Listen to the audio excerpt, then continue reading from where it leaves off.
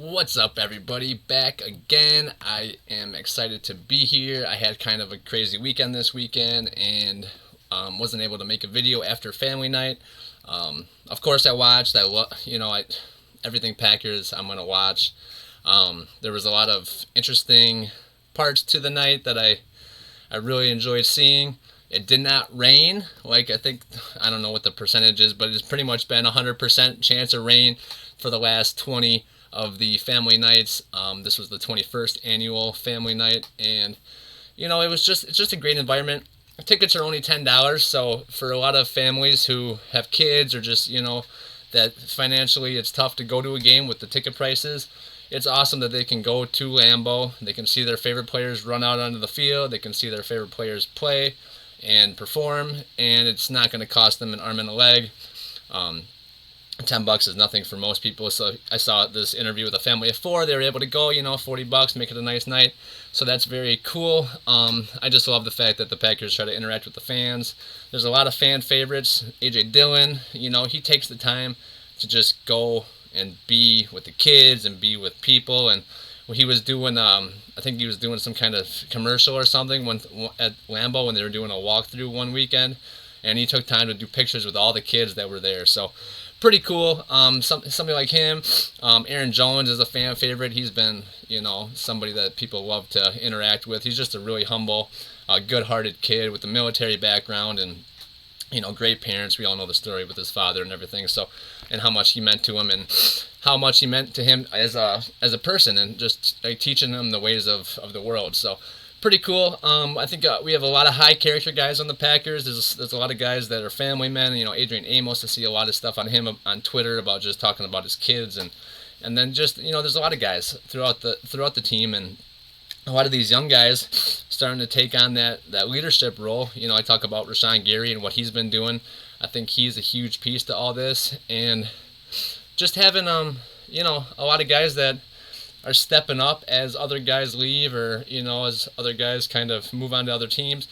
New leaders, it opens space for new leaders, and to watch these guys kind of come into their own and be that guy that can be a voice for the Packers it's really awesome to see. So all right, so family night, I was very impressed with maybe 4 or 5 players. There's a lot of guys that did stuff, but Jordan Love.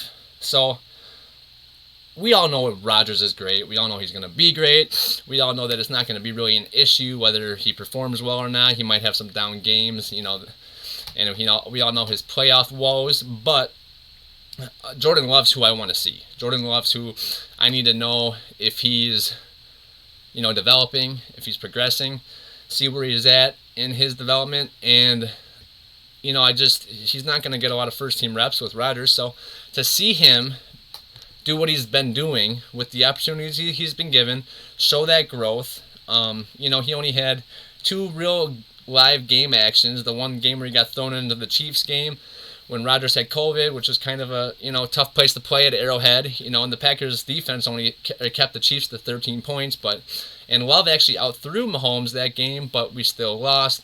And then the last game of the season, Love played. He actually scored the game. He took over the lead with the last touchdown at the end, but then the backup Packers defense was able to, or gave up a touchdown to the Lions offense, and the Lions won. But, Love did his part, and, so we saw a little progression, but we knew that it was going to take some more time. And family night, he had, it was 11 on 11, full go, and because there was a lot of, one-on-one stuff, but this was 11 on 11, full go. Devontae Wyatt powered through the middle, was right in Love's face. Love stood tall, he talked about it afterwards. Just, you got to make the quick and correct decision when you have pressure. That's the biggest thing. And so Love was able to get it out to Samori Toure, who played excellent in this in family night. He's just been great. But yeah, it was a 54-yard bomb to Toure down the middle with pressure in his face. It was double coverage, but Toure had burned both his guys so bad, so he was pretty wide open. But still, for him to read it and get him there, it was just huge. So, like I said, Toure, he had a lot of good plays, and he's the 7th-round receiver out in Nebraska. I think he went through Montana or something, and so for him as a 7th-rounder to come along like he has, that's just huge. It really makes a big difference. Just being able to step up and make plays with a guy that is kind of one that's down, buried in the roster. That could be huge to have a guy that is a big, like a deep threat, big play, opportunity type of guy. So he had to play down. It was like a red zone offense where it was a fade throw from Danny Etling, who, he kind of threw a short fade, so it was underthrown. Tor goes up and kind of threw the defender, and had to make a really nice adjusting catch, with a guy kind of draped all over him. And Tor came up with it. And like I said, it was underthrown, and still he fought through and made the catch. And that's an NFL game day wide receiver type of play that, just him doing that just shows that, I think he's going to be a guy that can step up as well. I feel like Sammy Watkins isn't going to be around here after this season, whether he does really well or not. If he does really well, somebody will pay him and he'll be gone. If he doesn't do well, we'll let go of him and he'll be gone. So either way, guys like Tor, who are on a rookie contract and can be here for 4 or 5 years now, to see him already kind of, making plays, that's just huge, So I'm really high on these guys, these receivers. I want to see some with Christian Watson. He's the one that was drafted the highest, obviously, and we haven't seen him yet. Dobbs was the 4th rounder, and Tor was the 7th rounder. So to see him doing so well, it's really nice. It really is. So obviously we have Lazard and Cobb, but Cobb's older, and Lazard's kind of given his first opportunity to be that wide receiver 1, and we'll see how he can do. But to know that there's guys behind him that can play, that's good to know. And Tor, he kind of looks at it as an undersized guy, special teamer type of guy, but he's 6'1", and he's got really good speed. So he's a guy that might be overlooked a little bit by some, but I think he's someone who can make a contribution for the Packers this year for sure, and in the seasons to come. Yeah, so Dobbs. Every day it seems like we talk about Romeo. I think he is going to be wide receiver 1 with Jordan Love probably 5 years into the future. He is definitely somebody that can be counted on right now to make plays. And, Lazard's was kind of just given that wide receiver 1 role. But with Dobbs playing so well, it's a competition now. I know Dobbs is young and raw, and he makes some, mental mistakes and stuff, but you expect that. But for him to be making the plays he has, it's really going to push Lazard to try to, really want to be that number 1 guy. And to have 2 guys like that who can play, they're not Devontae, I get it. But Dobbs has showed us so much already. He had a play where he just burned the guy for a touchdown, and then a few other nice routes that he ran and some coverage. But the one really impressive was like a 40-yarder or so, where the guy was draped all over him, and they, in the end zone, they kind of like caught it like that. But you couldn't see where the ball was. You couldn't see what happened, and the defender was going like this, like it touched the ground, like no. But then Dobbs like rolled up over, and he was like, "Yep, I got it," and it was obvious touchdown. So just big play potential. He's 6'2", bigger than Devontae.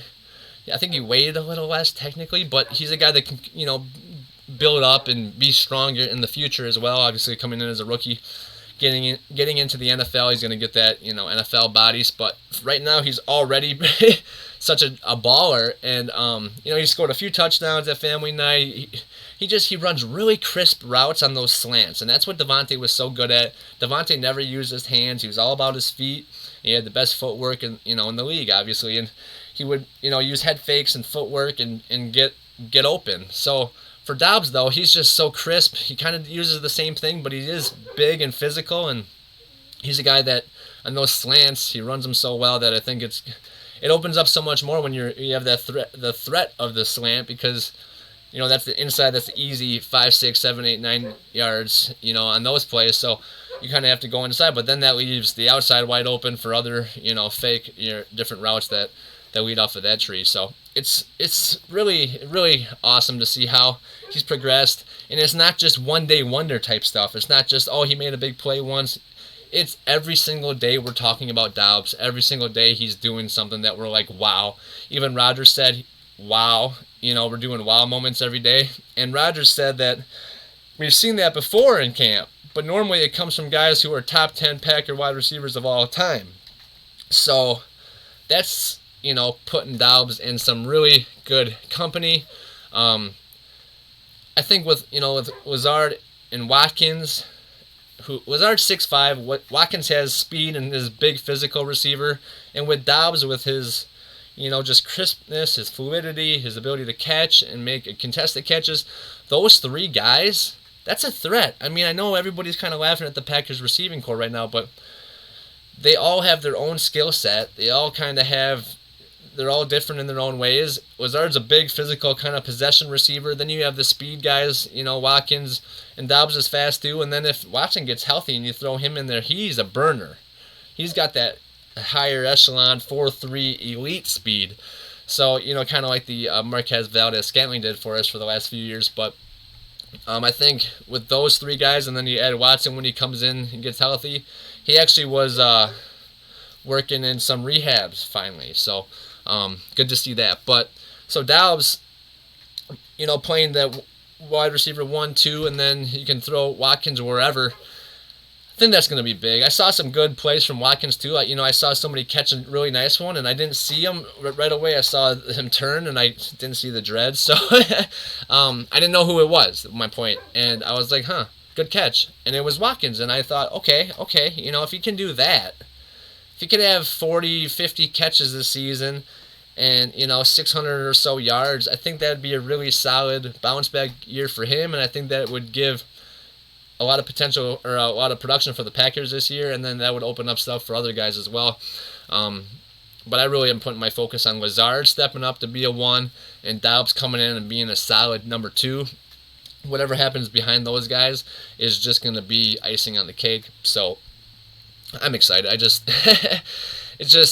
We were so many question marks going into, the draft and this off season after Devontae. We offered him a little more money, but he wanted to go to Oakland, and if we would have paid him, we wouldn't have been able to keep guys like Douglas maybe, and maybe not pay Campbell, stuff like that.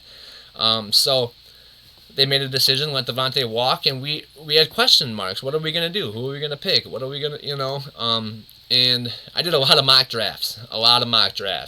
And I did some fun ones where I traded all next year's first picks to try to get more picks in the first round. I ended up with Olave and a bunch of guys in the first, but that was unrealistic. And a guy that I kept looking at was Christian Watson, because he was a guy that you could get kind of in that later first, maybe early second.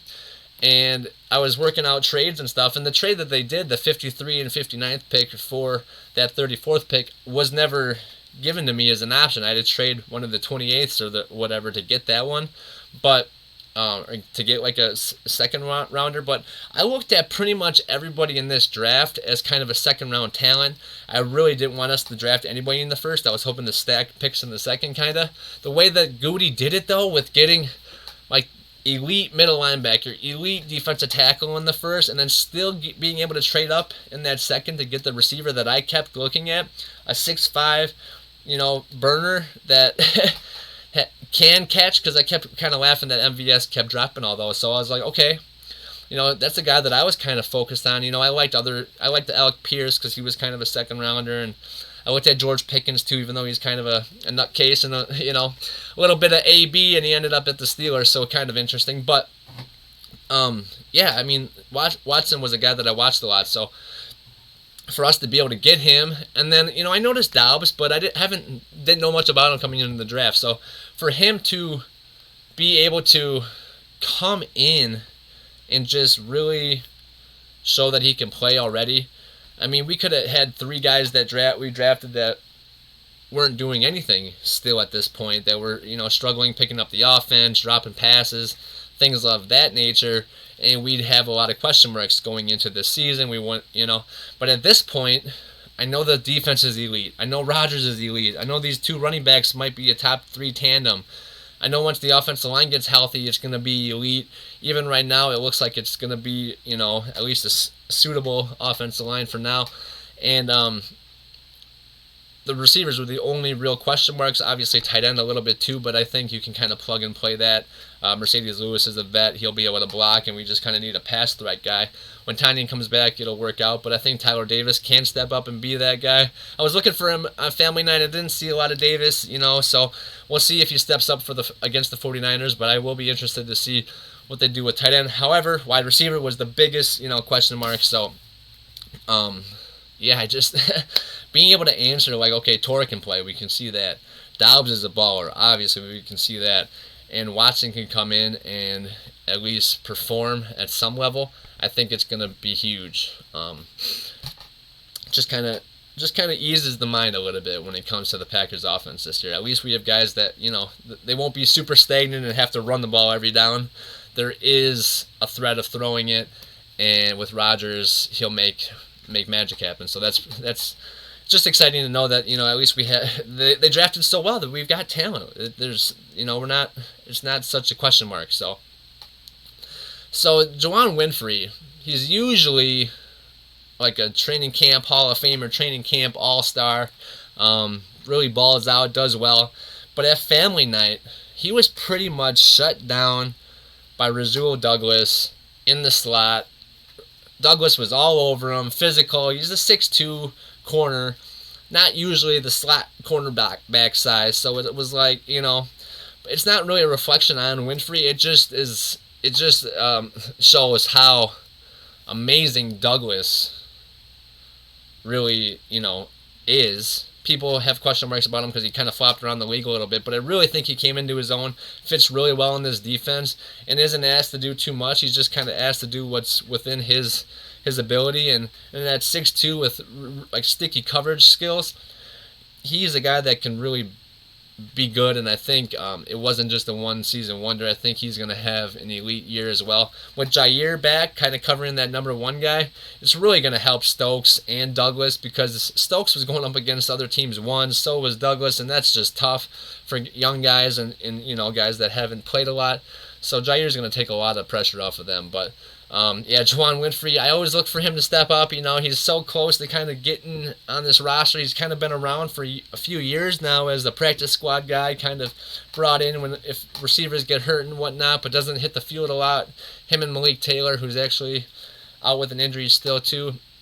But Winfrey is just a night where he could have shown up, but Douglas made sure that did not happen, and that's kind of funny because, like I said, he's usually a guy that's all over the place during training camp. So mentioning more rookies, the 2 guys I talked about them a minute ago, the Georgia first rounders, Quay Walker and Devontae Wyatt, both had big family nights. Both have been practicing great the last few weeks, or 2 weeks or whatever. And what's that really been? I think today will be like the 10th practice, I think, so Sunday. So Quay Walker, he's just looking awesome. He's 6'3", runs the 4.5, kind of like Campbell, same kind of size and speed, but with his ability to read plays and his ability to just kind of feel out what the offense is trying to do. He's been awesome on coverage and run stopping, which for a young linebacker, the coverage can be really the hard part. Read and react for young guys, sometimes it's a slower process because you're just trying to process the speed of the game. But usually run stopping comes a little bit quicker for these young guys, especially at linebacker. So to be able to cover and stop the run has been huge for Quay. He had a huge pass breakup against Aaron Rodgers when he was covering Amari Rodgers out, who's a receiver. So, again, rookie linebacker covering a receiver. Granted, he's a second-year receiver who didn't do a lot last year, but he's still a receiver nonetheless with receiver speed. And he stayed with him, and Rodgers threw the ball, which is Rodgers, 4-time MVP, and Walker was able to break it up. Just a huge play from the kid, and he had a big run stop on Aaron Jones and A.J. Dillon, which, he's everywhere. And I think as the season goes on, he's just going to kind of pick everything up more and more. And he's a guy that I think is going to be elite in the middle. Having Campbell to kind of clean up the mess if Walker does make a mistake is really kind of a good thing to have on your back or just in your mind. So Campbell, he'll be everywhere, and Walker will be right there with him. So, and Walker might be there first sometimes. So I'm excited for him. And then Devontae Wyatt, I had spoke about it when on the Jordan Love touchdown to Tor, the 54-yarder, where Wyatt just blew through the middle of the line, was right in Love's face, and Love made a quick decision and threw it real fast, and it was a touchdown. But I think they kind of, they knew, obviously they knew exactly what they were doing, but I think Love had already kind of predetermined that's where he was going, family night thing, just I'm going deep. So, granted, I think that would have been a touchdown. I mean, it would have been a sack by Devontae Wyatt if it was a real game, just because of how quick he got in there. Obviously, Love made a great play, but it was just huge for Wyatt. He's truly looking the part as like a premier defensive tackle. I know they kind of have Dean Lowry and Jaron Reed starting over him right now, but it's just kind of letting Wyatt, kind of come into his own. They're paying Lowry more, they're paying Reed, so let them get the chance first. I get that, but Wyatt just to be able to rotational piece and a guy that'll be fresh with power and his quickness, I think he's going to be really good as well. I know he's 24, so he's kind of coming in already with that his man body.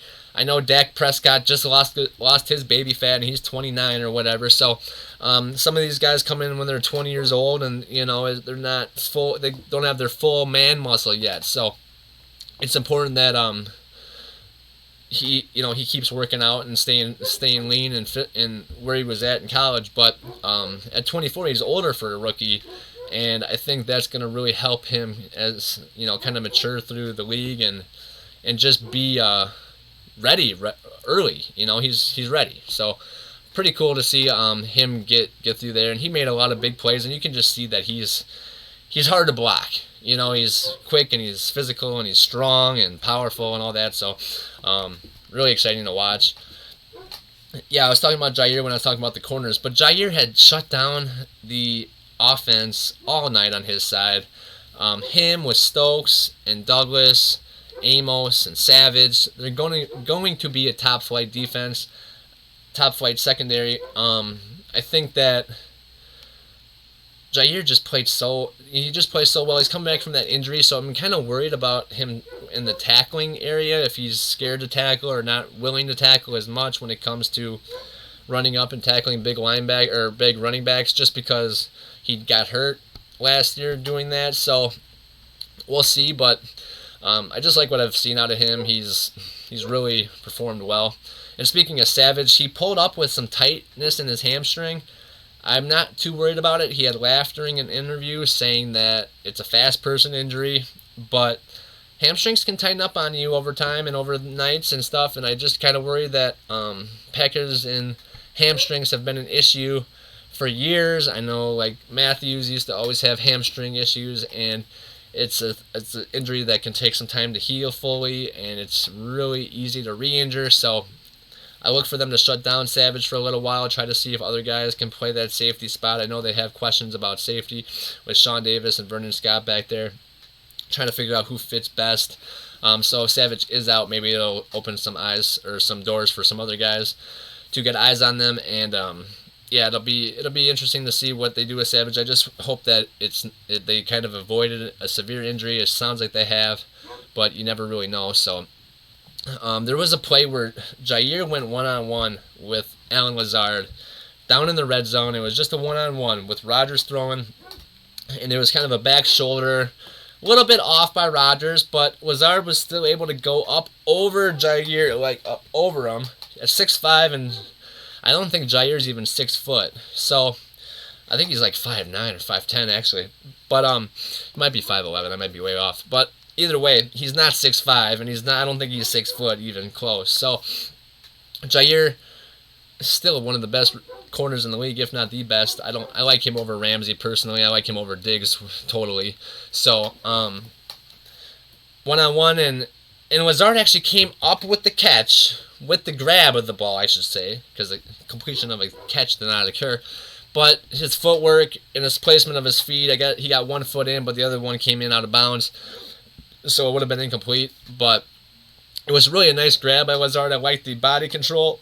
I like the ability to get up over Jair. I like the physicality, and I like that Jair he didn't give up on the play even at the end after Allen had already kind of seemingly caught it, but Jair didn't know his feet were in. He was still trying to kind of mess with the ball on the ground and stuff, and obviously they're just having fun, but still, I just like the fact that they were really playing hard through the whole process of everything, and I just like seeing the aggressive catch by Lazard. It was really, really good. Everything the Packers have asked of him, he has done so far, and I don't think this season will be any different. I do think he has the potential to step up and be a guy that can play a long time in this league. It's kind of funny because I just saw this thing where the Broncos signed Darius Shepard, an ex-Packer who you guys probably remember. A lot of people wanted him to be on the roster a few years ago when they had brought in Allen Lazard from the Jaguars practice squad, and they kept him on the 53 over Shepard. And I would think I was even one of those guys that was like, who's this Lazard guy? But Lazard has proved that he can do everything they ask. His blocking makes him an elite receiver on the outside when it comes to just the things besides like running routes and catching, but he's really good at that as well. But being 6'5" and he can block, he can stay out there on all different play sets and formations and everything. And if he can just step up and continue to develop as a receiver, I think he can be elite in all areas and aspects of a receiver. He had quoted himself as saying that he wanted to be the best receiver in the league. And a guy that's 6'5" that can catch and has some speed, I think he's got like 4.6 speed. It's decent enough to get over the top and to at least run away from guys. So I'm excited to see what he does this year. It really is going to be fun to watch, especially if these other receivers come on. It will leave some room for Lazard on the outside. Who is the defense going to double cover, and what's that going to leave for other guys in terms of production? So it'll be exciting. Amari Rodgers is a name that keeps coming up in camp. Came up a lot on Family Night. Media seems kind of high on him. Packers seem high on him. Just people are talking about him, seem high on him. And I know that he came into last year 15 pounds heavier than this year. I heard that he's slimmed down a little bit. He feels quicker, lighter on his feet. Maybe not as physical to keep up with all the hits, but I'm sure that he leaned up and toned up, so he's still physically strong, but it's just a different style of weight on his body. It'll give him a chance to just kind of be quicker in and out of his routes, out of his cuts, and I hope to see the development this year. After 4 catches last year and nothing productive on special teams, punt return or kick return, I wasn't high on him last year when they drafted him, kind of an undersized guy. I wasn't really high after last year when I saw him, so I hope to see what everybody else sees soon. I don't want to be a Debbie Downer when it comes to Amari Rodgers. He's a Packer. I back him 100% fully to the core, but I just did not see enough from him last year to think that he's going to make this huge step this year and have an impactful season, especially if guys like Dalb step up, because there were question marks going into the league. So the team, I think, kind of supported Rodgers, hoping that if these young guys can't step up, that we're going to support this guy and he's going to be the one that, hopefully takes the next step. What Dalbs has been playing so good. Lazard's showing that he could probably be a 1. Torres coming out of nowhere. Cobb's just so consistent. Sammy Watkins is healthy and making plays, and Watson's finally coming back soon. So where does that leave room for Rodgers? He's going to really have to step up, or Amari Rodgers. Where's he going to have to step up to, make sure that he's a guy that's getting those targets, getting those catches, and it's going to be tough. I don't know if I see it yet. I do want I just want to see more out of him. So hopefully we do soon. Who knows? He could have a huge preseason game. Maybe he's going to be a gamer. Maybe the practices are just not where he's going to show out, and he's going to be a guy that produces in the game. So we will see. I'm excited. It's football start. Packers play Friday at San Francisco. It's obviously it's against San Fran. It's in San Fran, but it's the team that beat us last year. So even though it's preseason, I still want to beat them, and it'll be fun just to see how these guys come out and perform. Yeah, the offensive line. They again, I like talking about just kind of who they're starting with Bakhtiari out and Elkin Jenkins out.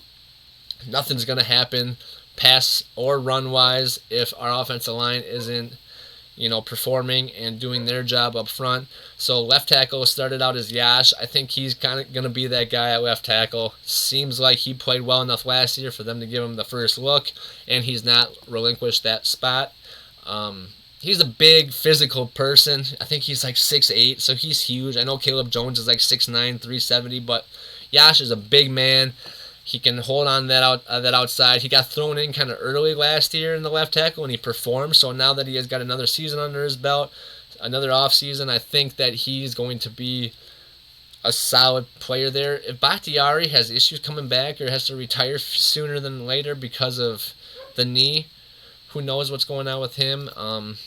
Yash is a guy that I think can play left tackle for the Packers for a few years at least. So then left guard next to him was John Runyan Jr. He's a guy who's just played a lot last year. I think he's going to be good at left guard until Jenkins comes back.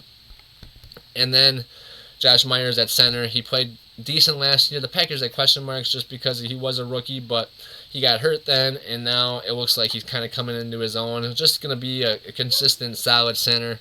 And then you have Jake Hansen. I keep forgetting this guy or messing up his name and all that, but we got it now. It's Jake Hansen, right guard. For the Packers. He looks like he's going to have that spot. I kind of got a guy that kind of came out of nowhere to take that spot. It was wide open, and they gave him a chance, and it looks like it's his to lose. I know Zach Tom's kind of the first-team alternate. He's been in and out at left guard and left tackle and right tackle, and he can play center, but he hasn't really played a lot of guards. So I think Hansen's going to be the guy at right guard, and because he can't play tackle, they have Royce Newman out at right tackle. I didn't like Newman at right tackle. I prefer Zach Tom at right tackle if Newman's not going to play guard. But if they like Jake, I did it again. I thought I had it. Jake Hansen at right guard, then Royce Newman's going to be out at right tackle. So we'll see how that goes. Like I said, Zach Tom is the first team alternate. He is a rookie, so maybe they want to just see how these other guys perform first. But it's awesome to have a guy that can kind of come in and play left tackle or center or right tackle. If Jake Hansen or Royce Newman or Runyan have issues performing or whatever, or get injured, knock on wood. So should be really exciting to see how this offensive line kind of develops over the next few weeks here. Packers have 3 preseason games, and then the season starts on my birthday, September 11th. So couldn't be more excited for that, obviously. And then so this defense with Gary, Clark, Preston, and they had Dean Lowry as kind of this starting defensive line with Jaron Reed. I know Wyatt kind of comes in and out, but these guys are going to be a force up front, creating a lot of holes and everything for the linebackers to run through and make stops. I think that the pressure that the defensive line puts on the quarterbacks obviously helps the secondary because they have to cover for less time. The coverage ability of the secondary is going to give more time for the defensive line to get to the quarterback because the guys will be covered longer, and it's just going to be a match made in perfect harmony, I think, with how Goody has developed this team or has created this team. Rashawn Gary, I look for him to have a 15-sack season. Clark, I look for him to be productive. Preston's just going to be that dependable guy that's at every game and just performs to a high level. And the rest of the guys are going to be making plays. I hope Savage is okay with that hamstring. I hope that he can start intercepting these PBUs that he has so many of every year that should be picks. And I'm excited to see how the rest of the roster develops. There's a lot of notable players that just are kind of on that bubble. Looks like Tyler Goodson's going to be running back 3 until Colin Hill gets back. He had a really nice practice again at Family Night.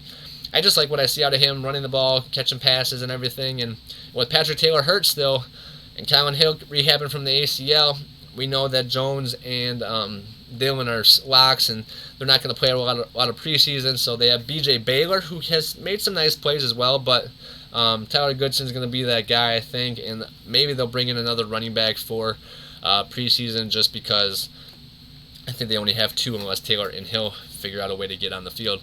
So, yeah, exciting. Like I said, football starts Friday, and I cannot wait. So that's it, guys.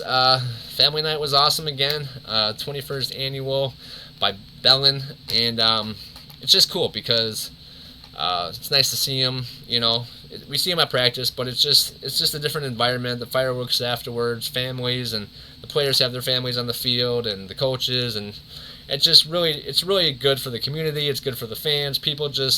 It's a good way to just bond with the players and feel like you're part of it all, because you know you've watched them from this stage, and we're going to be with them all season, and just awesome experience. And I'm so happy the Packers started that 21 years ago, and it was awesome again, and so happy it didn't rain. But all right, guys, till next time, peace out.